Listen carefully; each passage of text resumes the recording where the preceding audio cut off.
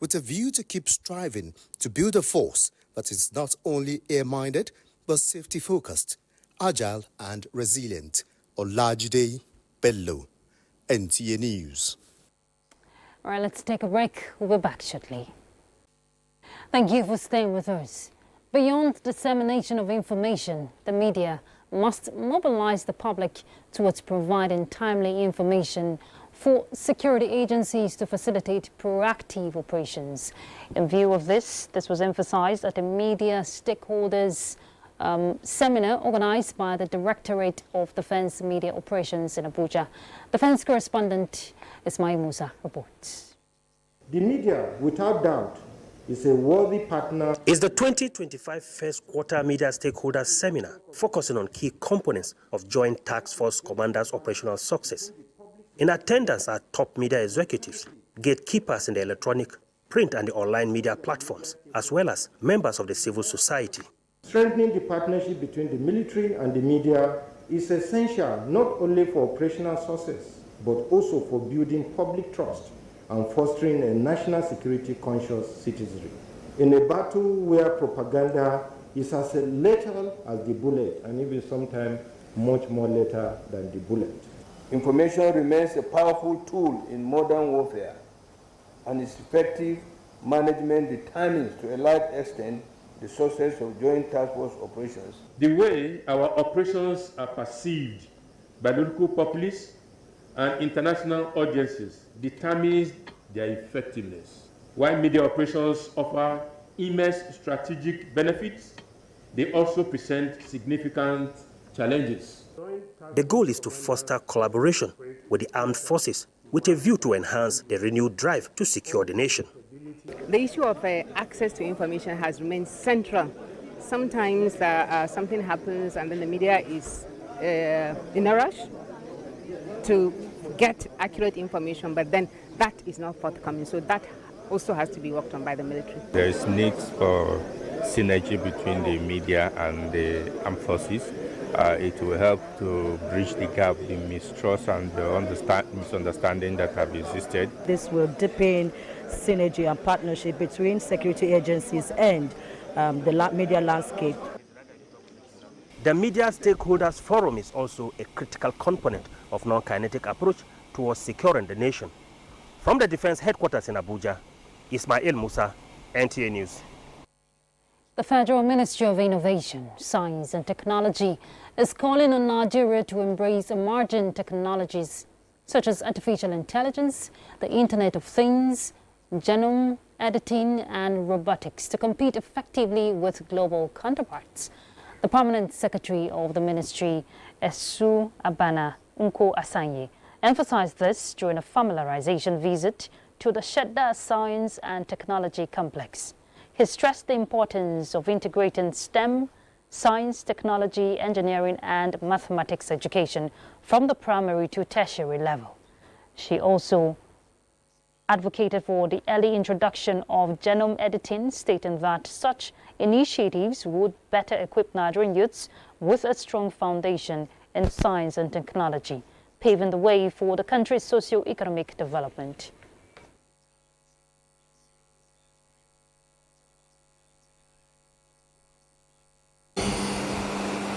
Institute to continue to be relevant in scheme of things.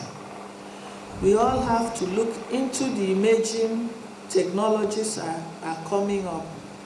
Like he was talking about the genetics, DNA, chromosome, amongst others. For now, this genome editing that is budding, I don't wish people from India, China, South Africa to come and do it for us.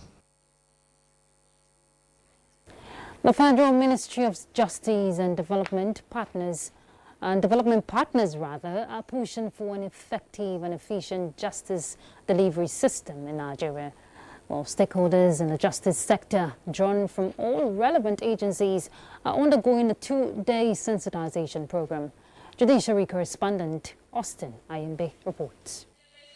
The national minimum standards has been developed to implement the Administration of Criminal Justice Act and also to consolidate collaboration between stakeholders in the justice delivery. This is by ensuring that courts at both the federal and state levels apply similar standards in criminal procedures and enforcement of criminal justice. This becomes imperative because there were challenges associated with the implementation of the administration of the Criminal Justice Act since it was enacted in 2015. What the National Minimum Standard document has done is that it has extracted the most basic, the most important provisions of the ACJA, AJA, and the ACGLs of the various states, and then put them together in this document. The sensitization of the stakeholders in justice delivery, including the police, civil defense, the correctional service, among others, convened by the Center for Socio-Legal Studies and the Rule of Law and Anti-Corruption Program, is to deepen their understanding of the national minimum standards. We'll give opportunity to all the states, all the criminal justice sector stakeholders in all the states to apply uniform and standardized law with respect to treating offenders, hearing criminal cases, and people won't have a reason to forum shop because all the applications is going to be standardized. The national minimum standards focus on issues under pre-trial hearing, witness support unit, timelines of prosecution, bail, sanction for non-compliance, remand protocol, arraignment, trial in absentia, transfer or trial judge, plea bargain, case tracking, among others. The overall idea is to have a justice system that is transparent. In Abuja, Austin Anyebe, NTA News. The new president of Nigeria America Chamber of Commerce, Sharif Balogun, says the current global trade dynamics offers an opportunity for countries to rethink their place in the world marketplace. Sharif Balogun, who was elected as the president at the 65th anniversary of the chamber, said under his watch, the chamber will pursue collaborative and mutually beneficial trade policies and strategies to place Nigeria and Africa in a position on sustainable economic growth. One filled with opportunity as trade routes are redrawn and values redefined. We must ensure Nigeria is not left behind. We must seize this moment with clarity and courage. Under my leadership, the Nigerian American Chamber of Commerce will double down on its mission to facilitate trade and investment between our two nations. Sharif Balogun is also the president of the Federation of Commodities Association of Nigeria. The United Nations has called on international community to act to prevent a humanitarian nightmare in South Sudan. Head of the UN mission in South Sudan affirmed that violence is already plunging the country into one of the worst humanitarian situations since its independence in 2011. He added that in recent weeks, there has been a sharp deterioration in the political and security situation, which threatens to unravel the peace gains made in recent years. A newly established regulatory authority for gold exports in Ghana says foreign buyers will no longer be permitted to purchase or trade artisanal mined gold in the country. Kolo Mohammed will tell us more. Effective from May 1st, all gold transactions in Ghana must be conducted with the licenses issued by the newly formed Ghana Gold Board, also referred to as Gold Board, as stated in an announcement from the organization. Licenses that were previously granted by the Precious Minerals Marketing Company, which handled the marketing of the country's mineral output, will no longer be recognized.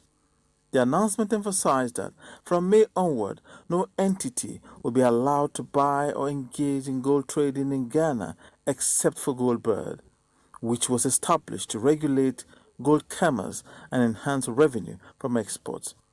The new legislation says Gold Board will serve as the exclusive buyer or seller plus exporter of all gold produced by licensed small-scale miners in Ghana, with criminal charges applicable to those who operate without a license from the board. What happens on the international market has implications for the profits that will be declared for the mining firms. And that has implications for the tax revenue that will be paid to the state. These sort of reductions are not always the best for the country. So at the very aggregate, you can think of it having an adverse effect on the revenue. It would have an adverse effect also on exchange rates. Historically, both local and international companies with export licenses had the ability to purchase and export gold from small-scale miners in Ghana. Kolo Muhammad, NTA News. As part of the nuclear deal talks between USA and Iran, President Trump's envoy urged Iran to halt its ongoing nuclear enrichment. This, the foreign minister said, was non-negotiable. Here is Kolo Muhammad again with that report. Iranian Foreign Minister Abbas Araghchi, rising from a cabinet meeting in Tehran, told reporters that Iran's enrichment of uranium as part of its nuclear program is non-negotiable. At the last talking session, the USA envoy, Steve Witkoff, called for a halt of uranium enrichment by Iran. The nation's supreme leader, Ayatollah Khamenei, voiced satisfaction with recent talks with the United States. The talking team's next session in Oman has been scheduled for Saturday, exactly 1 week after they held the highest-level talks between long-time foes since U.S. President Donald Trump abandoned the landmark nuclear deal in 2018. In other news, regarding increased demand for asylum, the European Union has published a list of 7 countries it considers safe in a bid to speed up migrant returns by making it hard for citizens of the 7 nations to claim asylum in the bloc. Proposes to include Kosovo, Bangladesh, Colombia, Egypt, India, Morocco and Tunisia in this first EU list of safe countries of origin. Spokesperson of the European Union says the list is dynamic, meaning it can be expanded or reviewed over time. Kolo Muhammad, NTA News. And that concludes the news. Thank you for your time. I'm Ruth Aguel, and my sign language interpreter is Anna Olainka.